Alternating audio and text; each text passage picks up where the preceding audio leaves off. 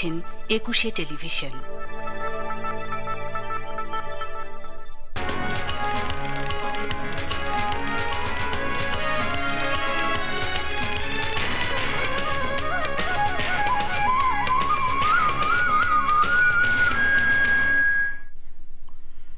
সামাজিক প্রথা, বিচার ও ধর্মের নামে প্রকাশ্যে চলছে প্রচলিত আইন কানুনকে উপেক্ষা করে ভয়াবহ সব মানবাধিকার লঙ্ঘনের ঘটনা, যার নেতৃত্ব দিচ্ছে তারা স্থানীয় প্রভাবশালী এবং এক শ্রেণীর ধর্ম ব্যবসায়ী। দর্শক, আজ আমরা আলোচনা করব ফতোয়া, আইন এবং সভ্যতা এই বিষয় নিয়ে। আমাদের সাথে আজকে আলোচনায় যোগ দেবেন দুজন, আর আপনাদের সাথে আমি আছি জামিল আহমেদ। প্রথমে পরিচয় করে দিচ্ছি দুজন আমাদের অতিথিদেরকে। প্রথমে অ্যাডভোকেট এলিনা খান, প্রধান নির্বাহী, বাংলাদেশ হিউম্যান রাইটস ফাউন্ডেশন। তার সাথে আরও আছেন পারভিন সুলতানা ঝুমা, সাধারণ সম্পাদক, বাংলাদেশ নারী সাংবাদিক কেন্দ্র। আপনাদের দুজনকে আজকের আলোচনায় আমি স্বাগত জানাচ্ছি। দর্শক, মূল আলোচনায় যাওয়ার আগে আমরা দেখে নেব দেশ জুড়ে অনুষ্ঠানে, দেশ জুড়ে অপরাধ পরিক্রমাতে প্রচারিত শতরূপা দত্তের গবেষণা এবং আবু হাসনাত মনির তৈরি একটি প্রতিবেদনের অংশবিশেষ। আসুন সেটি দেখে আলোচনা শুরু করা যাক। বাউফলের কেশবপুর ইউনিয়নের মমিনপুর গ্রামের মেয়ে রেহানার সঙ্গে 15 বছর আগে বিয়ে হয় একই ইউনিয়নের বাজেমহল গ্রামের রোস্তম মৃধার ছেলে খলিলের। 3 সন্তান নিয়ে সুখেই দিন কাটছিল তাদের। একদিন ঝগড়ার এক পর্যায়ে খলিল রেহানাকে তালাক দেওয়ার কথা বলে। পরে সে তার ভুল বুঝতে পেরে রেহানাকে নিয়ে সুখে শান্তিতে সংসার করতে থাকে। স্বামী ওদের টাকা পয়সার জন্য অনেক ধমকি দেওয়ার জন্য খুব অত্যাচার করেছে। শ্বশুর শাশুড়ি, সে শ্বশুর মৃত্যু হয়েছে এবং সে 1 লাখ টাকা একবার আনছে ভিড়া, সে 50,000 টাকা তার ইটালি যাওয়ার জন্য যৌতুকের জন্য করতে আসে। আমাকে কিছুতে না, এই জন্য মারপিট খুব অত্যাচার করছে। অত্যাচার করার পরে রাগের সাথে সে আমার অত্যাচার করছে, তার অন্যজনে আবার রাগ দিচ্ছে। রাগের সাথে আর কি এই কথা বলছে। 2 দিন পরে আমি শুনতে পাইছি যে আমাকে তালাক দিয়েছে। কিন্তু গ্রামের মাদ্রাসার মাওলানা আব্দুল্লাহ এই ঘটনা জানতে পেরে ফতোয়া দেন যে রেহানা এখন আর খলিলের বৈধ স্ত্রী নন, তাদের একত্রে বসবাস করা হারাম। যে কারণেই হোক তালাক হয়ে গেছে। সেটা কারণটা অবশ্যই আপনি জানেন। কারণ বলতে কি বুঝেছেন? মানে কি কারণের উপরে উনি তালাক দিল একটা স্ত্রীকে, একজন স্বামী? কারণ এখন সেটা তো আমার কারণ ছাড়াও কারণ ছাড়াও তো হইতে পারে। কথাটা খেয়াল, এটা কি কারণ ছাড়া হইছে? আমি সেটা জানি। আপনারা তো জ্ঞানী মানুষ, অল্পতে বোঝার চেষ্টা করবেন। এই মাওলানা খলিলকে ব্যভিচারী আখ্যা দিয়ে মসজিদে ঢুকতে নিষেধ করেন। এমনকি তাদের পরিবারের কেউ মারা গেলে জানাজা নামাজ পড়া হবে না বলে ফতোয়া দেওয়া হয়। আপনি বলছেন আর আপনার এই এলাকায় তুমি যদি ওই বউ নিয়ে ঘর সংসার করো, তোমার জানা যায়, তোমার পরিবারের জানা যায়, এলাকার কেউ যাবে না। যে হ্যাঁ, এটা এই জন্য বলা হয়েছে। কি বলছেন আপনি? যে এটা আসলে বলা হয়েছে যখন মাসলা তাকে দেওয়া হয়েছে, দেখো এটা শরীয়তে হানাফি মাযহাব দৃষ্টিতে একসঙ্গে 3 তালাক দিলে 3 তালাক এটা হারাম হবে ঠিক, কিন্তু তালাক পতিত হবে। আমার স্বামীর বলছে তুমি ওর সাথে যে চলাফেরা করবা তারা আমার মসজিদে নামাজ পড়তে আসবে না। দর্শক, আমরা প্রতিবেদনটির অংশবিশেষ দেখলাম। এ বিষয়ে আলাপ করব আজকের আমন্ত্রিত অতিথিদের সঙ্গে। আমরা বাংলাদেশের একটা অঞ্চলের একটা তথ্যচিত্র দেখলাম। এই বিষয়গুলো আপনাদের জানা আছে, আপনারা যেহেতু এই বিষয়ে কাজ করেন। আমি আজকে আলোচনাটি এভাবে শুরু করতে চাই। অ্যাডভোকেট এলিনা খান, বাংলাদেশে এই যে ফতোয়ার নাম করে যেই বিভিন্ন ধরনের সংস্কৃতি চলছে, বিশেষ করে যারা ফতোয়া দিচ্ছেন বিভিন্ন অঞ্চলে, অনেকে এই বিষয়ে আইনগত তাদের কোনো ভিত্তি নেই, তাদের অভিজ্ঞতা নেই, বা তারা ফতোয়া দিতে পারেন না। তারপরেও আমরা দেখছি যে সালিশ বিচারের নামে এগুলো চলছে। আপনি যেই আইন পেশায় কাজ করেন, আপনি এই ধরনের ঘটনা অনেক ফেস করেন। আপনি কীভাবে দেখছেন যে সামগ্রিকভাবে এখন বাংলাদেশে বর্তমান যে চিত্র, আমরা কি আসলে এটিকে আইন করে বন্ধের দিকে যেতে পারি কিনা? প্রথমত কথা হচ্ছে যে ফতোয়া সবাই দিতে পারে না, আপনি নিজেই বলেছেন। আর দ্বিতীয় নম্বর কথা হচ্ছে যে দেশে প্রচলিত যে আইন আছে, সে আইনে কিন্তু বিচার ব্যবস্থার সবকিছু ঠিকঠাক করাই আছে, যে কোন আইনে কোনটা যাবে আর কোনটা যাবে না। আমরা যেটা দেখলাম সেটা হচ্ছে যে ডিভোর্সের ব্যাপারটা, যে একবার তালাক দিয়েছে, একবার তালাক মাঝখানে আবার বিয়ে সংসার করছে, আবার তালাক দিয়েছে, এরকম একটা বিষয়। যদি এরকমও হয়ে থাকে তাহলে পরে ধর্মীয় দৃষ্টিকোণ থেকে কিন্তু বলা আছে যে তালাক কয়েক রকম, তালাকে আহসান, তালাকে হাসান, তালাকে বিদাত, 3টা তালাকের একটা সিরিয়াল আছে। তো সেটাও যদি আমরা ধরে নিই, সে বিষয়ে কিন্তু আমার মনে গ্রামে যারা এই যে সালিশি করছে বা বিচার করছে বা ফতোয়া দিচ্ছে, ফতোয়াতে কিন্তু আমাদের বলা আছে মহামান্য অ্যাপেলেট ডিভিশন থেকে একটা কিন্তু অবজারভেশন দেওয়া হচ্ছে যে ফতোয়া সবাই দিতে পারে না। কারা দিতে পারে আপনি একটু বলবেন? এটা আমি সেটা বলছি যে মুফতি এবং আলেমগণ শব্দটা বলা আছে, যারা একদম বিশেষজ্ঞ তারাই একমাত্র কোরআন শরীফের ব্যাখ্যাটা তারা জানেন এবং তারাই দিতে পারবে।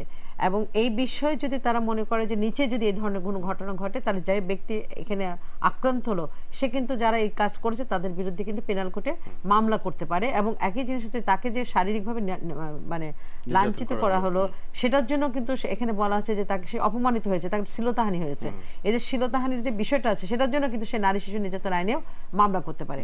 কিন্তু প্রশ্ন দাঁড়াচ্ছে অন্য জায়গাটা, সেটা হচ্ছে যে সামাজিক যে ব্যাধিটা যে বলা হচ্ছে, গ্রামগঞ্জের একটা ঘটনা তো আমরা দেখলাম, কিন্তু সারা বাংলাদেশের কোথায় কোথায় কোথায় এর ঘটনা ঘটছে সবকিছু কিন্তু হয়তো মিডিয়ার চোখেও আসছে না, আমাদের কাছেও আসছে না। সেখান থেকে বের হয়ে আসার জন্য যেটা দরকার প্রত্যন্ত অঞ্চলে, সেটা হচ্ছে স্থানীয় সরকারকে একটু আগে আসতে হবে।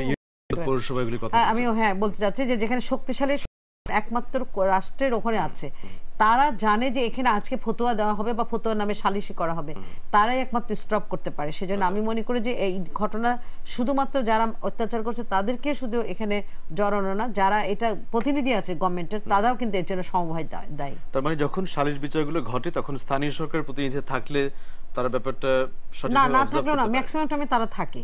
আর ম্যাক্সিমাম টাইমে তার যদি নাও থাকে, এই ধরনের ঘটনার যখন সমাবেশ করা হয় তখন কিন্তু একটা ঢোল দেওয়া হয়, লোকজনকে ডাকা হয়, তখন কিন্তু তারা জানে, ওয়ার্ড কমিশনার যারা থাকে বা কাউন্সিলর যারা থাকে তারা জানে বিষয়টা, তারা সঙ্গে সঙ্গে থানাকে ইনভলভ করে না কেন, তারা ইউনো সাহেবকে কেন জানানো হয় না, এই বিষয়গুলোকে আসতে হবে। সুতরাং তাদের অ্যাকাউন্টেবিলিটি, তাদের মানে ট্রান্সপারেন্সি সবকিছুই থাকতে হবে, নাহলে পরে এই আমরা এই যে ফতোয়ার নামটা যেটা বলা হচ্ছে, যে অত্যাচার নির্যাতন, আসলে এটা কোনো আইনগত ভিত্তি না। বন্ধ যারা করেছে তাদের বিচারই এখন হওয়া উচিত বলে আমি মনে করি। অবশ্যই আপনার কাছে ফিরছি আবার। পারভিন সুলতানা ঝুমা, আপনি নিজে সাংবাদিক এবং এই বিষয়গুলো নিয়ে আপনি কাজ করেন। বাংলাদেশের এখন যে গণমাধ্যমের বিস্তার, যে বিশেষ করে প্রিন্ট ইলেকট্রনিক মিডিয়াতে যখন এই ধরনের ঘটনাগুলো ঘটছে, আপনার কি মনে হয় গণমাধ্যম হিসেবে আমরা কি সেগুলো সঠিকভাবে দেখতে পাচ্ছি, প্রকৃত চিত্রটা, বা এগুলো বন্ধের জন্য কি গণমাধ্যম কাজ করতে পারছে? আমার তো মনে হয় যে গণমাধ্যম এই যে বাল্যবিবাহ, ফতোয়া এগুলা নিয়ে বেশ ভালো একটা কাজ করছে দেখেই আমরা জানতে পাচ্ছি। ফতোয়া তো হঠাৎ করে হচ্ছে না, ফতোয়া কিন্তু সবসময় হয়ে আসছে। গ্রামে বিশেষ করে নারীদের উপর অত্যাচারের একটা টুলস হিসাবে কাজ করছে ফতোয়া, এবং কোন নারী যারা অসহায়, যারা দরিদ্র, সেসব নারীদের উপর। আর ফতোয়ার বেশিরভাগই দেখা গেছে যে হিল্লে বিবাহ যেটা হয়, সেটা হয়তো কোনো কারোর চোখ পড়েছে একজন নারীর উপর, তাকে দরকার, সেই জন্য হিল্লে বিবাহ হচ্ছে, আবার সম্পত্তির জন্য হচ্ছে। এই যে ফতোয়াটা কিন্তু একেবারে ধর্মীয় দৃষ্টিকোণ দিয়ে বা ধর্মীয় অনুশাসনের জন্য হচ্ছে তা তো না, এটা হচ্ছে স্বার্থের জন্য।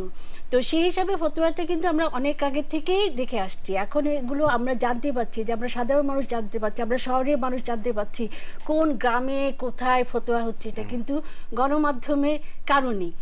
তো বাল্যবিবাহ এরকম দেখা গেছে যে গণমাধ্যমে সাংবাদিকরা গিয়ে জানার পর, আগে সাংবাদিকরা শুধু সংবাদটা পরিবেশন করত, এখন কিন্তু সাংবাদিকরাও পুলিশকে জানাচ্ছে, ইউনিয়ন পরিষদকে জানাচ্ছে, এমন ঘটনা হচ্ছে এবং ফলো আপ করছে। তো আমার মনে হয় যে ফতোয়া বন্ধে মানে এখন যে সচেতনতাতে সৃষ্টি হয়েছে, হয়তো বন্ধ হয়নি, কিন্তু মানুষ যে জানতে পারছে এটা গণমাধ্যমের কারণেই।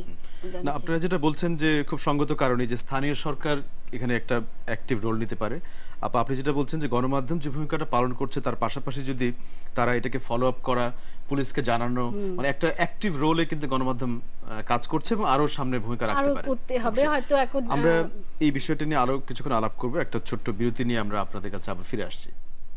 দর্শক, আমরা ছোট একটা বিরতি নিচ্ছি, ফিরছি কিছুক্ষণ পরেই, আমাদের সঙ্গেই থাকবেন।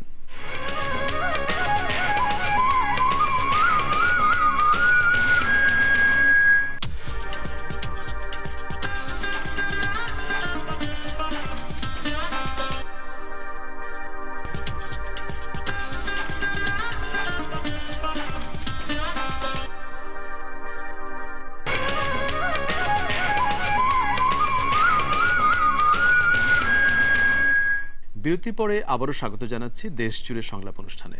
আমরা একটা তথ্যচিত্র দেখে বাংলাদেশের এই ক্ষেত্রের নির্যাতন, ফতোয়ার ক্ষেত্রে যে চিত্রটা আমরা কথা শুনেছি অ্যাডভোকেট এলিনা খান আপনার কাছ থেকে, এবং পারভিন সুলতানা ঝুমা আপনিও গণমাধ্যম নিয়ে কথা বলছিলেন।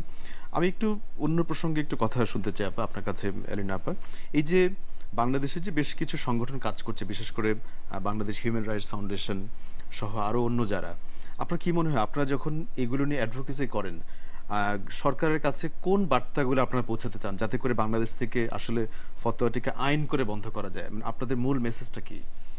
আমি এখানে একটা কথা বলতে চাই যে ফতোয়া কিন্তু আইন করে বন্ধ করা যাবে না, কারণ কোরআনিক ল, কোরআনিক যে শব্দটা আছে সেখানে কিন্তু ফতোয়া বন্ধ হবে আইন করে, এটা কিন্তু করা যাবে না। কিন্তু ফতোয়ার নামে অপব্যাখ্যা যেটা হচ্ছে যেটা, এবং সে অপব্যাখ্যা যারা দিচ্ছে তার যে যেন শাস্তির আওতা নিয়ে আসা যায়, আমি আসলে সেটাকে মেন করেছি যে অপব্যাখ্যা যাতে না যারা করতে দিচ্ছে পারে সেই শাস্তির আওতা নিয়ে আসার জন্য সেই আইনটা অলরেডি আছে, কিন্তু প্রয়োগটা করবে কিন্তু আইন প্রয়োগকারী সংস্থা বা যিনি ভিক্টিমাইজড হলেন বা যারা নির্যাতনের শিকার হলেন সে বা তার আত্মীয়স্বজনটা করতে পারে। কিন্তু যেটা সমস্যা হয়ে যায়, তারা এমনি এই সমস্ত যারা এই ফতোয়া নামে অপব্যাখ্যা দিয়ে থাকে তারা কিন্তু স্থানীয়ভাবে খুব মানে প্রভাবশালী হয়, তারা খুব একটু সন্ত্রাসী টাইপের হয়, রাজনৈতিক দলের সম্পৃক্ত থাকে, তার জন্য তারা কিন্তু এই আইনের আশ্রয় নিতে পারে না, নিতে গেলে তাদের হয়রানির শিকার হয়। এই জায়গায় এসে গভর্নমেন্টের কাছে আমাদের কাছে একটা বার্তা পৌঁছানোর কথা, যারা এই ধরনের শিকার হচ্ছে তাদের জন্য প্রোটেকশনের ব্যবস্থার জন্য সরকার মানে যেভাবে হোক করবে। এবং কিভাবে করবে, যদি ওখানে দেখা যায় যে ওই যারা করছে সালিশি বা যারা তার সেখানে যদি লোকাল গভর্নমেন্টের কোনো চেয়ারম্যান থাকে বা কোনো কাউন্সিলর থাকে, তারা যদি এই ধরনের অবৈধ কাজের সাথে সম্পৃক্ত থাকে, তাহলে নির্বাচন কমিশন বা গভর্নমেন্টের এমন কোন একটা আইন করা তাদের না, তাদের যেন ওই পদটা থেকে তাদেরকে বহিষ্কার করা হবে যে তারা একটা অবৈধ কাজের সাথে জড়িত ছিল। কারণ তাদেরকে তো রাখা হয়েছে গভর্নমেন্ট থেকে, বা তারা প্রতিনিধিত্ব করছে কিন্তু তাদের প্রোটেকশনের জন্য, তারা সঠিকভাবে যেন আইনটা প্রয়োগ হয় সেটার জন্য। এইটা যদি রাখা হয় তাহলে তারা কিন্তু ভয়তে থাকবে। আচ্ছা, একটা গেল ওইটা, যদি দেখা গেল যে তারা উপস্থিত নাই কিন্তু ঘটনা ঘটেছে, তাহলে তুমি জানতে, কারণ একটা সমাবেশ করতে গেলে একদিন বা 2 দিন আগে মোটামুটি তারা কিন্তু সবকিছু জানায়। সেই ক্ষেত্রে ওখানকার কাউন্সিলর, ওখানকার চেয়ারম্যান কি করেছিল, বা তারা আইন প্রয়োগের সংস্থা বা ওখানকার যে প্রশাসক হিসাবে ইউনো সাহেব আছেন যারা ডিসি, তাদেরকে মানে জানিয়েছে কিনা, বা তারা এটা প্রতিরোধের জন্য চেষ্টা করেছিল কিনা, এরকম কোনো যদি কোনো না থাকে তাহলে সরকারের একটা ব্যবস্থা। আপনি যখন আইনের কথা বলছেন, ঠিক তেমনি 1961 সালে যে মুসলিম পারিবারিক আইনের যে অধ্যাদেশ বা এর সংশোধন রয়েছে, কোর্টের এই বিষয়ে ব্যাখ্যা আছে। তারপরেও আমরা যেটা আলাপ করছি যে আইনের ভুল ব্যাখ্যা করে এই ফতোয়াগুলি করা হচ্ছে বিভিন্ন ধরনের, তো সেই আইনগত পজিশনটা কি আছে যেটাকে স্ট্রেনথেন করলে আসলে এগুলি হতে পারে না? আমি একটা যেটা বলতে চাই, 1961 সালে যেটা পারিবারিক অধ্যাদেশ আইন যেটা হচ্ছে, সে কয়েকটা জিনিস আছে খুব ভালো, যেটার আরো অপব্যাখ্যা হতো। তার ভিতরে একটা হচ্ছে যে দ্বিতীয় বিয়ে, আমরা তো জানি যে অ্যাবসলিউট রাইট একটা ছেলে যে 14টা বিয়ে করে ফেলে, 4টা অন্তত মিনিমাম বিয়ে করতে পারবে সে, তার কোনো ইয়ে নাই। কিন্তু এই আইনটাও এখানে নিয়ে এসে যে অন্তত প্রথম, আমরা বলে থাকি যে প্রথম স্ত্রী না, প্রথম স্ত্রী কিন্তু মারধর করেছে সে তো নিয়ে আসতে পারে অনুমতি, সেজন্য সালিশি পরিষদের অনুমতি নিতে হবে। সেকেন্ড করা আছে, ওখান থেকে বলা আছে যে আগে কোনো দাদার আগে যদি বাবা মারা যেত সম্পত্তি পেত না, সেই সম্পত্তির বিধান করা আছে, সংশোধনীতে আছে। হ্যাঁ, সংশোধনীতে আছে। থার্ড হচ্ছে যেটা আছে সেটা হচ্ছে যে এই হিলা বিয়ে বলে একটা শব্দ আছে, যেটা কিছুক্ষণ আগে জুমা বললো, সেটাতে ছিল কোরআনিক লতে এমনি বলা আছে যে এরকম এরকম, কারণ হিলা বিয়েটা করা হয়েছে কারণ যে তালাক শব্দটাই হচ্ছে বলা আছে কোরআনে ঘৃণিত। আমি যত আল্লাহ বলেছেন আমি সূরা নাজিল করছি তার ভিতরে তালাক একটা, কিন্তু তোমরা সৌন্দর্য মানে সহ অবস্থান করার জন্য তালাকটা দেওয়া হয়েছে। কিন্তু এই তালাকের মাধ্যম দিয়ে আবার যদি কোনো স্বামী স্ত্রী মনে করে যে না আমি আবার সংসার করতে চাই, হয়তো আমি রাগের মাথায় ভুল করে ফেলছি, তখন যেটা সংশোধন মানে কি কোরআনের ব্যাখ্যা করা হয়েছে, কোরআনকে সংশোধন করা যায় না। কোরআনের ব্যাখ্যাটা এভাবে দেওয়া হয়েছে যে যদি রাগের মধ্যে কেউ তালাক দেয় তাহলে সেটা কিন্তু তালাক সঙ্গে সঙ্গে কার্যকর হয় না, কারণ সে তখন রাগে ছিল। একটা তালাক উচ্চারণ করতে হলে তাকে ঠান্ডা মাথায় সঠিকভাবে সুন্দরভাবে সে যেন বুঝতে পারে যে সে তালাক দিচ্ছে, তাকে সেভাবে এই হিলা বিয়েটা সেরকম ছিল, যদি আবার সংসার করতে চায় তাহলে মাঝখানে হিলা বিয়েটার একটা অপব্যাখ্যা, যেটা জুমা বলে যে কারো লোভ থাকতে পারে, তার প্রতি তার অন্য কিছু থাকতে পারে সেটা জন্য। কিন্তু এখন যেটা ব্যাখ্যা দেওয়া হয়েছে, একই স্বামী স্ত্রী যদি পর 3বার তালাক উচ্চারণ করে, মানে একই স্বামী স্ত্রী একবার বিয়ে তালাক দিল, তারপর আবার বিয়ে করলো, তারপর আবার তালাক দিল, আবার বিয়ে করলো, তখন থার্ড টাইমে যায়, কারণ হিলা উঠে যেতে পারে না, কারণ এটা কোরআনের বিধান। তো বিধান যখন সেটাকে চেঞ্জ করা, সংশোধন করার কোনো উপায় নেই, কিন্তু ওটা আসছে 3বারের বেলা একই স্বামী স্ত্রী যদি হয়। কিন্তু আমাদের যেটা ব্যাখ্যা দেওয়া হচ্ছে গ্রামগঞ্জে, সেটা প্রথমে হলে ভুল ব্যাখ্যা দেওয়া হচ্ছে যে প্রথম হলেই তখন সঙ্গে সঙ্গে বলা হচ্ছে যে তুমি এখন ইয়ে করো, হিলা বিয়ে করো। আমি সেখানে বলতে চাই একটা জিনিস, যে এই অপব্যাখ্যা থেকে বের হয়ে আসার জন্য গভর্নমেন্টের এখন যেটা স্থানীয় সরকার হচ্ছে গভর্নমেন্টের একদম তৃণমূল পর্যায়ে, আর আমরা যারা এনজিও করে থাকি বা যারা বেসরকারি সংগঠন কাজ করছেন আর কি, এর পাশাপাশি যেমন আজকে যে আমরা তথ্যচিত্র দেখলাম প্লাস নূরজাহানের ঘটনাটি, সেক্ষেত্রে আমরা দেখেছি যে কিভাবে এগুলোর অপব্যাখ্যা করে সেগুলোকে আবার এক ধরনের টুলস হিসেবে ব্যবহার করা হচ্ছে, অস্ত্র হিসেবে, এবং সেগুলো বন্ধের জন্য কিন্তু আমরা আজকের মূলত কথাটি বলছি। আমি ওইটাই বলছি, নূরজাহানের যখন ঘটনা কমলগঞ্জের, এটা সিলেটের, যেটা প্রথম ঘটনা সারা জাগানো ঘটনা, তারপরে থেকে নারী জাগরণের সবাই একজোট হলো, তখনই কিন্তু বলা হয়েছে যে এটা পুরা ফতোয়া দেওয়া হয়েছে অপব্যাখ্যা হিসাবে। তখন কিন্তু ওইগুলাকে বিচারের আওতা কিন্তু নিয়ে আসা হয়েছে। কিন্তু এই যে বিষয়গুলো, বিচারটা আওতা নিয়ে আসা তো পরের কথা, আগে জানতে হবে যে বিচারটা আছে আমি আমার উপরে, সেটা যাওয়ার জন্য সচেতনতা বৃদ্ধি না, শুধু তাদের প্রোটেকশনের ব্যবস্থা করতে হবে গভর্নমেন্ট থেকে, এবং সেখানে স্থানীয়, আমি আবারও জোরদার করবো, স্থানীয় সরকারকে শক্তিশালী করা, ইউনো থেকে শুরু করে, ওসি থেকে শুরু করে ডিসি, এই যে ডিসি সাহেবরা, ইউনো সাহেবরা, ওসি সাহেবরা যখন বসে থাকেন, এবং একই সঙ্গে কাউন্সিল এবং চেয়ারম্যান প্রত্যেকে জানে তাদেরকে জবাবদের মধ্যে এটা নিয়ে আসতে হবে। যদি তারা না নিয়ে আসতে পারে তাহলে তাদের শাস্তি কি হবে সেটা জন্য সেটা নিয়ে আমাদের কাজ করতে হবে। পারভিন সুলতানা জুমা, আপনি যেমন বলছিলেন যে বিশেষ করে গণমাধ্যমগুলো একটা অ্যাক্টিভ ভূমিকা পালন করছে, কিন্তু তারপরে আমরা দেখছি যে বাংলাদেশের সব জায়গাতে এখন ফতোয়ার নামে যে নারী নির্যাতন হচ্ছে সেটা একটা সামাজিক ব্যাধিতে পরিণত হচ্ছে। আপনারা যারা সংবাদকর্মী বা মিডিয়া কর্মী বা অন্য যারা আপাত বললেন, যারা সিভিল সোসাইটি বা এনজিও, প্রত্যেকে কি আসলে এটি বন্ধে বা রোধ করার ক্ষেত্রে একটা স্ট্রং রোল নিতে পারি আমরা জাতীয় পর্যায়ে? আমি প্রথমে এলিনা আপার সাথে একটু দ্বিমত প্রকাশ করছি। কেন ফতোয়া বন্ধ করা হবে না? আমাদের দেশটা তো চলছে সিভিল ল অনুযায়ী, কিন্তু নারীদের পারিবারিক আইনও যেটা নারীদের ক্ষেত্রে এসে, সেটা আমরা শরিয়া আইনের কথা বলছি না। এক্সকিউজ মি, আমি ফতোয়া বন্ধ করা যাবে না তা বলি না, আমি যে ফতোয়াটা কোরআনিক বিধান, কিন্তু সেটাকে বন্ধ না, আমি যে ব্যাখ্যাটা সবাই দিতে পারবে না। হ্যাঁ, কিন্তু আমরা হয়েছে কি, আমাদের যখন নারীর কিছু বিষয় হয় তখন আমরা ধর্মগ্রন্থ খুলতে থাকি, আর যখন পুরুষের কিছু হয় তখন আমরা জাতিসংঘের মানবাধিকার সনদটা দেখি। তো নারীদের যে মানবাধিকার লঙ্ঘন হচ্ছে প্রতিটি পদে পদে, সেদিকে কিন্তু আমি কাউকে ইয়ে করছি না, সেই ক্ষেত্রে মানবাধিকার সংস্থাগুলো কেন এগিয়ে আসে না? ওইটাই মানবাধিকার সংগঠন, গণমাধ্যম এখন কি করতে পারে? এখন ওই যে ধর্মের জুজু যে ভয়, সেটা সেটা মনে হয় কম বেশি সবার মধ্যেই আছে, এবং এই জন্যই আমার মনে হয় যে নারীদের উপর যে নির্যাতনগুলো করা হচ্ছে, সেই ক্ষেত্রে যে যতটা শক্তভাবে এগিয়ে আসার কথা, যে ফতোয়া যেটা সেটা বলেন, বা আমরা অন্য যে সমস্ত দেখি যে নারীদের উপর শুধু ফতোয়া না, ঢাকা শহরেও দেখেন মসজিদে খুতবা পড়ার সময় প্রথমে ঘুরে ফিরে নারীরা বের হতে পারবে না, নারীরা পর্দা করতে হবে, এই ধরনের ধর্ম এবং নারীকে দুই প্রান্তে নিয়ে গেছে কতিপয় মূল। এমনিতে যেমন ধরেন, আপনি যদি এভাবে একটু জানতে চাই যে নারী সাংবাদিক ফোরাম যেটা বা আপনারা যেটা করছেন সংগঠন, সেখানে যারা সদস্য আছেন, কেন্দ্র, এখানে যারা নারী সাংবাদিক হিসেবে সম্পৃক্ত আছেন, তাদের দৃষ্টিভঙ্গি কেমন? তারা কি এই বিষয়টি নিয়ে জাতীয় পর্যায়ে অ্যাডভোকেসি বা ক্যাম্পেইন করার ক্ষেত্রে একজোট ঐক্যবদ্ধ হিসেবে আছেন? অবশ্যই আছেন, এবং আমরা তো প্রায় আমাদের সেমিনার ওয়ার্কশপ হচ্ছে, এবং সেই ক্ষেত্রে আমাদের নারী অধিকার বিষয় নিয়ে আমরা আলোচনা করছি, তার মধ্যে ফতোয়াটাই অবশ্য পড়ে। আর আমাদের মুফাসসরের অনেকজন মেম্বার আছে, সদস্য আছে, তারাও কিন্তু ফতোয়া নিয়ে কাজ করছে, তারাও কিন্তু জানছে। আরেকটা কথা আমি বলতে চাচ্ছি যে ইউনিয়ন পরিষদের একটা বিরাট ভূমিকা আছে সেখানে, কিন্তু আমরা জানি ইউনিয়ন পরিষদের নারী সদস্যরা কিন্তু এখনো তাদেরকে মেইন স্ট্রিমে আনা হয় না, এখনো তাদের অনেক দায়িত্ব দেওয়া হয় না, এখনো তারা কাজের জন্য দাবি জানায়, আন্দোলন করে। এই যে পারিবারিক যে ইয়েগুলো হয়, সেটা যদি মেইন নারী সদস্যদেরকে আনা হয়, তাহলে এটা অনেক সমাধানের দিকে আমরা এগোতে পারবো। অবশ্যই, আপনি খুব সুন্দর করে বলেছেন। আমি শেষে একটা ছোট মন্তব্য নেব এলিনা খান অ্যাডভোকেট আপনার কাছ থেকে।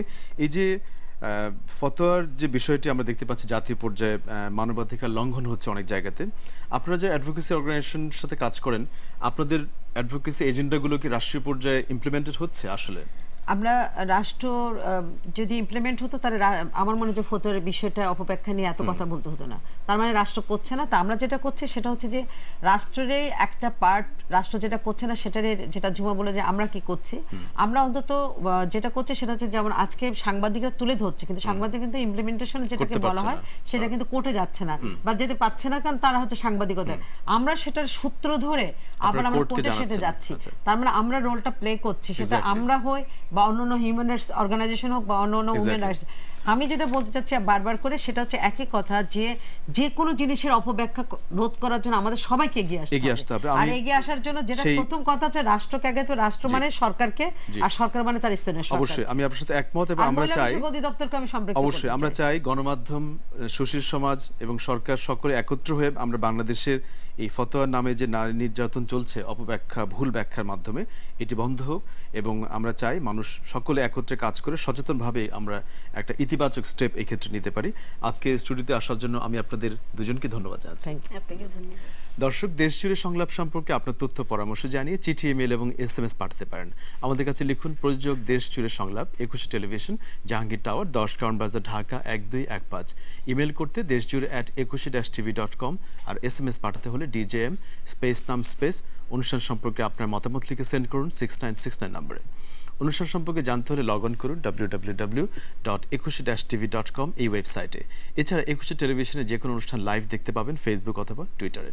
ফতোয়ার মতো সামাজিক ব্যাধি নির্মূলে এর বিরুদ্ধে ব্যাপক জনসচেতনতা এবং গণপ্রতিরোধ গড়ে তুলতে হবে। আসুন আমরা প্রত্যেকে এর বিরুদ্ধে জনসচেতনতা গড়ে তুলি।